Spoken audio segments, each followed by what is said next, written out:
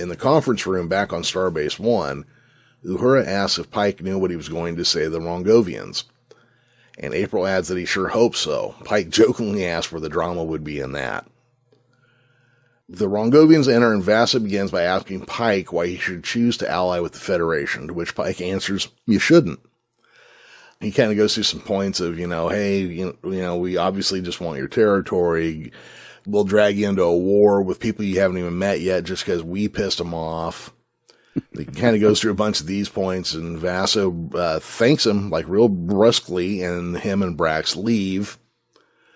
Admiral April looks at Pike like, "What the hell did you just do?"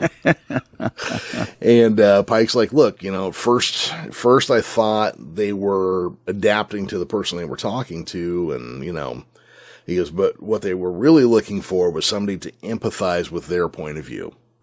At least that was Pike's hunch, and that was the way he played it.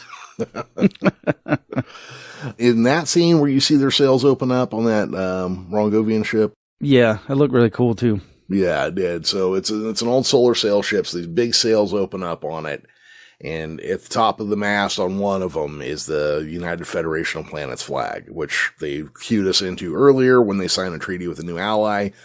They fly their flag as like a tribute. So obviously whatever happened, it worked, and these people are going to sign the treaty, and they're going to be pals with the Federation.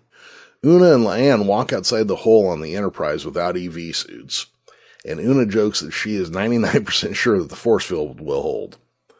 They kind of let us in on what the Scorch is now. Like you said earlier, it's the last remaining hull plate on the ship from when it was first built. It's the one thing that has never been replaced on the Enterprise. So they go over, they sign their names to it, and on it already is a bunch of other people's names. So you can see that this is something that's been going on for a while. We cut back to Spock and T'Pring laying in bed, and she points out that she kind of enjoyed being Mr. Spock for a day, while Spock admits in the total spirit of honesty that he punched out Barjan.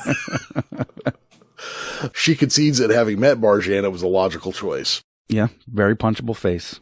Yeah, very punchable face. As they settle in, the Rongovian flagship flies by, and you can see the flag on it. This is where we cut now to the lounge where Ortegas is sitting with Chapel. Ortegas asks her about Dever, and Chapel admits that she told him how boring he was. Ortegas suggests that she try being honest next time she's in a relationship.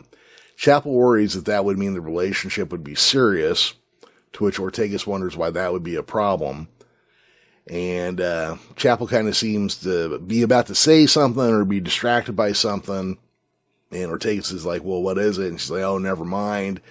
And then kind of back on that same topic, she's like, "Well, it'd have to be the right guy," which kind of sets us up for Christine Chapel's one character trait that she had on the original series. She did one thing in that show, and that was pine over Spock. Yeah. I'm liking this version of Christine Chapel a lot, and it kind of hurts me when I have to go back and think about how poorly she was done as a character in the original series.